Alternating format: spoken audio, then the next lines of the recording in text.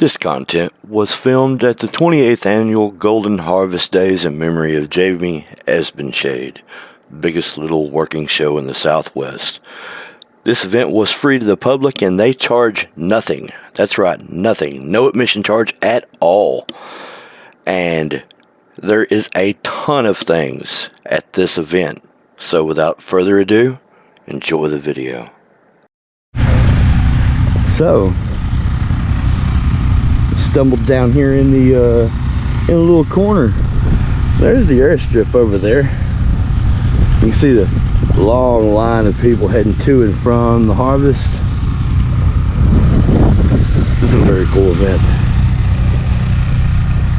But even as we're looking at these cool tractors, and believe me, this thing's cool. Look at that.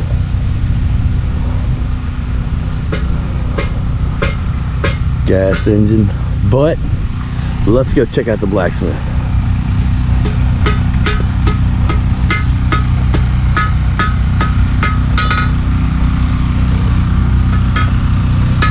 How are you today, sir? Oh, can't complain.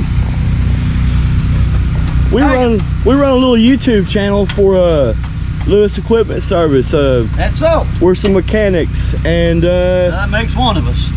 we're trying to shoot a little content. You mind if we shoot a little piece with you? Feel free. I'm just trying to make a hook right now. Excellent, excellent.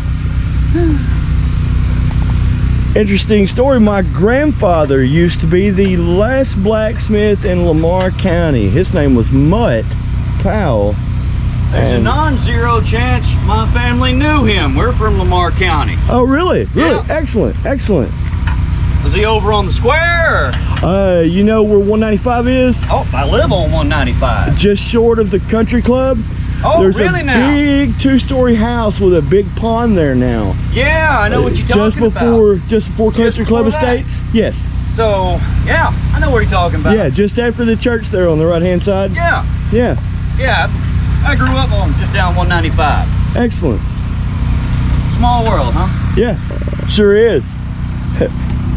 Just by the way, this is we're from Texas. This is Oklahoma.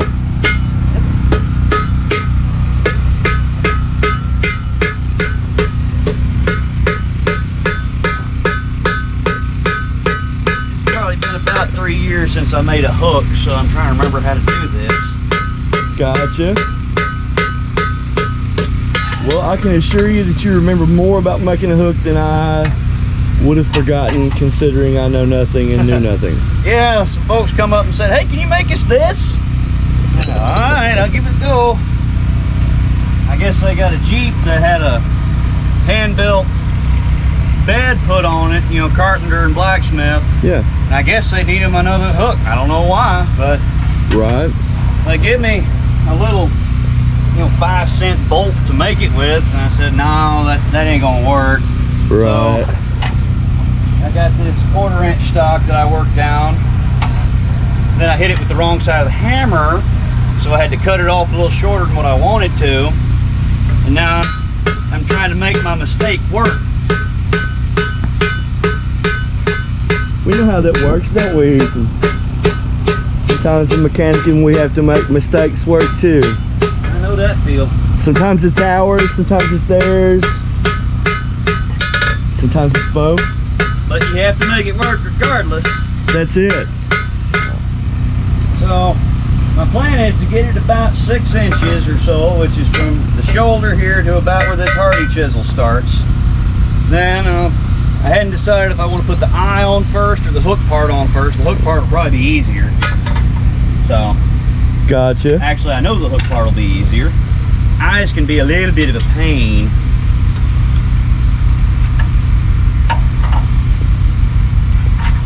Sound like they might be coming back up from plowing. Sounds like it.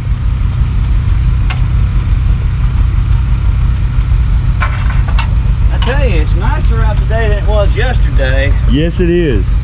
Of course. I was working yesterday, I could get about 5 heats in there and I said, I need to sit down. Yeah. Yeah. I've been able to, outside of lunch, I've been able to go pretty straight today. I guess the humidity ain't what it was. Right. Yeah. It's finally starting to lift. It doesn't help being so close to the river. No, nor does it help having this right over your head whenever you're blowing, you know, 800 to 1200 degree air straight up. Yeah, yeah. Speaking of, I'm gonna duck down here a little lower so the camera doesn't overheat. That's been a frequent thing today. Yeah. This forge we drug up out of a pasture just east of Honeygrove. East of Honeygrove. It was made by a man named Bunk Broadfoot in 1936. It's a cut down tire wheel, or a tractor tire, or a tractor wheel that we built the frame around. So just the circle part, you know, the rim and the concrete, the duck's nest, and that bit down there, those are the original parts. We added everything else. But yeah, it's good to know that Bunk's creation continues. Very cool.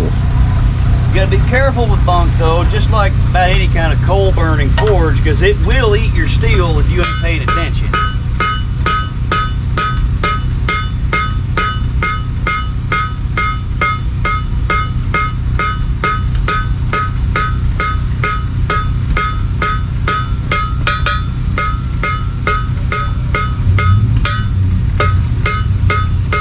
Gas forges, you can just toss it all in there just about and walk away. Ain't gonna do nothing to it, but whew, try that with a coal forge, you're in for a bad time.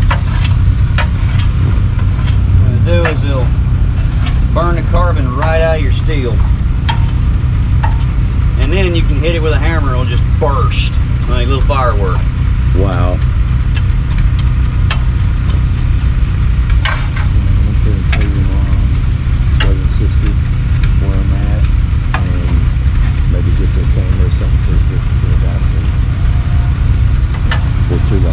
Y'all been getting good content today? We have. It's been a very content-rich day.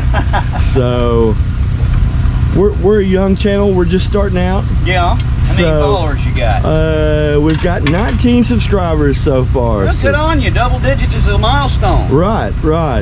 Like I say, it's not bad considering we started back in probably the very early portion of March. Yeah. And so I think we've done pretty good for what we have. Yeah, can't complain too hard on that.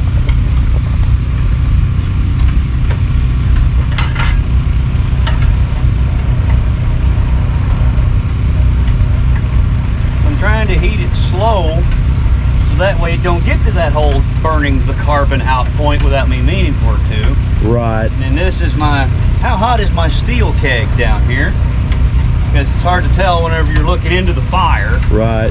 Does that kind of quench the metal a little bit? No. This is just literally an empty empty, you know, keg. Oh, okay. So it's just dark in there. That's its virtue. So you can see what color the metal is. Right. In terms of the glow.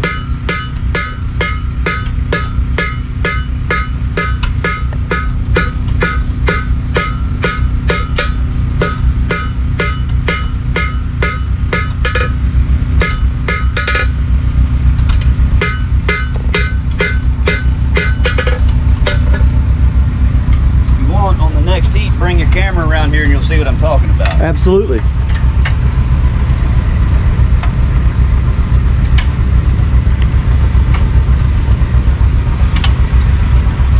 hot practice to choose to do, especially considering it's the South. It gets hot. Yeah. Well, you know, I live in Los Angeles these days, but I grew up in Paris. Excellent. You know, so I like to come back, you know, at least once or twice a year, do this kind of thing, and just remember from whence I came. Understand. Come on over here. Excellent. Yeah, you can certainly see the color there. You can see the difference whenever you have it out. Yeah. So that's why you have that empty casket there. Now you can sometimes get a feel for it because it'll look a little silver in the fire and start to kind of bubble up, but not quite bubble up. It's hard to explain because if it's really bubbling, you got problems. Sure. But it'll start to have this scale kind of appear on it, and then you're like, all right, I'm probably getting about hot, and that's whenever you pull it out and throw it in your barrel, see where you're at.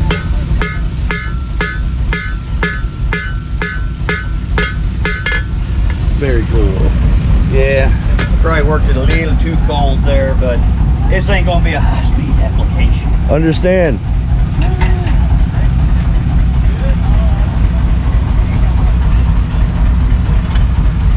This is certainly a lost start in this day and age. Yeah, I'm mostly self-taught, so I'm probably doing about half of it wrong, but it works for me. Right. Understand. Good enough for me is usually good enough for whoever I'm hanging out with anyway, so. Yeah, and I mean, it was, this is what they wanted me to make it out of. This is what I am making it out of. Gotcha. We're used to making do. Most of our work is, well, we help Jim on occasion with the older tractors, and he's got a pretty good crew already. But yeah, he does. Not to mention a pretty good collection. Yes, he does. It is an unbelievable collection, actually. So we just come up here and help out where we can. A little content if you can too. Yeah, and the great part about this job is everything is content. Yeah. So